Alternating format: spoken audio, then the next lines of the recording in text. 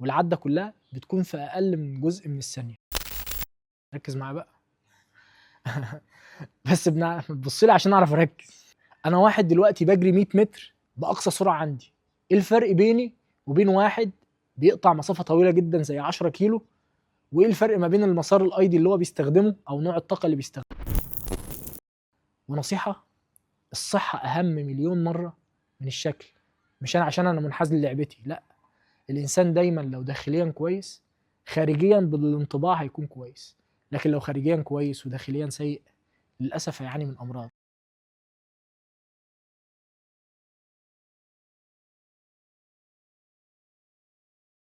بسم الله الرحمن الرحيم. ربنا افتح بيننا وبين قومنا بالحق وأنت خير الفاتحين. إن شاء الله النهاردة هنتكلم عن إيه كروسفيت، ويعني إيه اللعبة بتاعتنا، وبتتميز بإيه، وده بيكون بحيادية تامة خالص. يعني بنقول إن إحنا مش بنظلم نفسنا ولا بنظلم غيرنا، فإحنا بنوضح لكم يعني إيه اللعبة عشان تقدروا تحددوا من خلالها أنتوا محتاجين تيجوا عندنا أو لأ. اللعبة بتاعتنا هي لعبة بنقول عليها هي نظام تدريبي شامل، بمعنى ان هي بتبقى عباره عن تمارين وظيفيه بتحاكي حياتك اليوميه، ودي دايما بتتميز بالتحدي. اللعبه بتاعتنا دي ميزتها الكبرى ان فيها تحدي. تحدي يعني ايه؟ يعني كل يوم بتيجي تبص تلاقي فيه تمرينات احنا بنقول عليها WOD او ورك اوت اوف داي.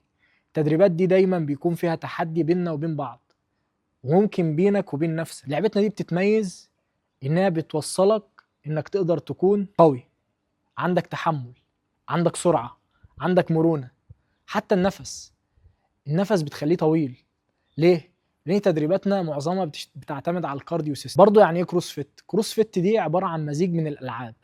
اللعبة الاولى هي عبارة عن الويت ليفت، انك تشيل اكبر قدر ممكن بتدريب معين زي السناتش والكلين جيرك من على الارض لاعلى مستوى تقدر توصل له، والعده كلها بتكون في اقل من جزء من الثانيه. هي بمعنى ان انا اقدر اعمل حاجه باقصى قوه عندي في اقل وقت ممكن. تمام؟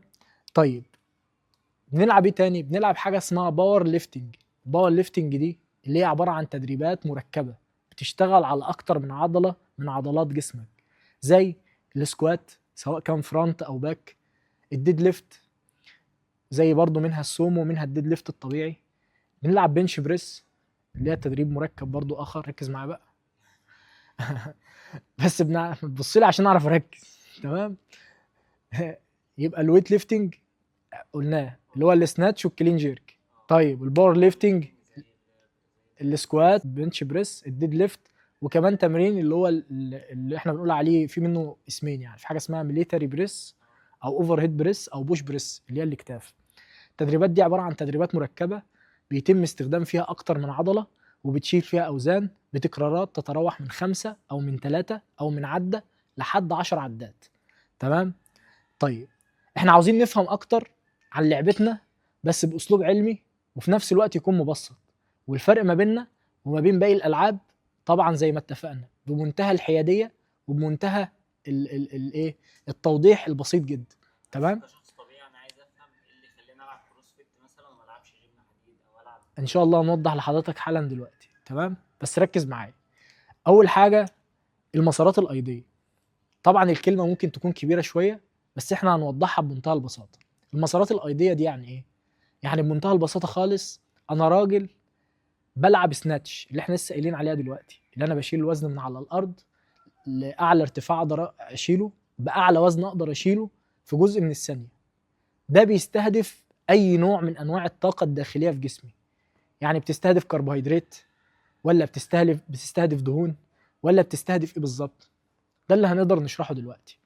طيب انا واحد دلوقتي بجري 100 متر باقصى سرعه عندي، ايه الفرق بيني وبين واحد بيقطع مسافه طويله جدا زي 10 كيلو؟ وايه الفرق ما بين المسار الايدي اللي هو بيستخدمه او نوع الطاقه اللي بيستخدمها ونوع الطاقه اللي انا بستخدمها؟ طيب ممكن سؤال يدور في ذهنك: هو في فرق؟ ما هو كله تمرين. لا، طبعا في فرق. والفرق عندنا هنا في لعبتنا اللي احنا بنلعب بفلسفه، بنلعب بعلم، مش بنلعب وخلاص، مش بنجري وخلاص، مش بنحط تمرينه وخلاص، مش ورقه متعلقه على الحيطه وحضرتك بتيجي تتفرج عليها كده وتلعب كل يوم نفس التمرينه او كل اسبوع نفس التمرينه. لا، احنا عندنا التمرين هنا مختلف، وكل يوم بتيجي تلاقي تمرينه مختلفه، وكل يوم تيجي تلاقي تحدي مختلف. وده اللي بيحسسكش بالملل، بيحسسك دايما مكان جديد، التمرين جديد، الوضع نفسه مختلف. ودي الحيويه اللي احنا بنتكلم فيها، وان المكان روحه حلو. ده الكلام الكتير اللي الناس كلها بتتكلم عنه. احنا عندنا الروح مختلفه، دايما في تحدي، دايما القوي بيحاول يشد الضعيف معاه. عشان كده بنلعب تدريبات زي البارتنر، انك دايما بيبقى ليك شريك في التمرين، انت محتاجه يخلص التمرين زيك ما انت عاوز تخلص التمرين عشان انتوا الاتنين تكسبوا. وفي نفس الوقت المكسب مش مكسب مادي، لا ده مكسب معنوي، ومكسب بيديك طاقة وتشجيع طبعا. تمام. فاحنا هنوضح كل حاجة ببساطة.